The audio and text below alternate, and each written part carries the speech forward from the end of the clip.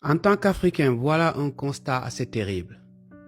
Quand vous parlez français, anglais ou espagnol, ou peu importe une autre langue et que vous faites une erreur grammaticale ou peut-être une erreur de conjugaison, peu importe, vous voyez les gens qui rient et qui disent « Voyez-vous comment il a fait une faute ?» Mais ce n'est pas notre langue locale. Mais ce n'est pas ça le plus grave ou le plus drôle. C'est que nous passons tous les jours à faire des fautes sur nos propres langues.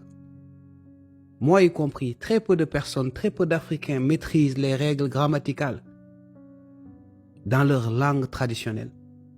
Quand nous parlons aujourd'hui nos langues, nous y mélangeons pratiquement tout, mais personne n'en rigole. Et cela montre à quel point le mal est profond.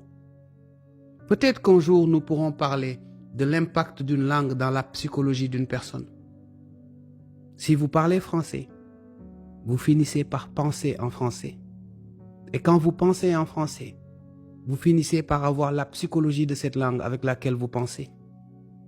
C'est la raison pour laquelle ce qui est difficile en tant qu'Africain, c'est de parler n'importe quelle langue, anglais, chinois, français, mais de continuer à penser dans la psychologie de sa langue maternelle ou traditionnelle.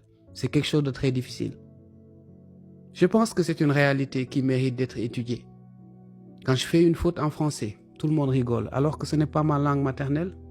Et pourtant, ces personnes qui rigolent n'arrivent pas à maîtriser leur propre langue, leur langue maternelle, leur langue traditionnelle.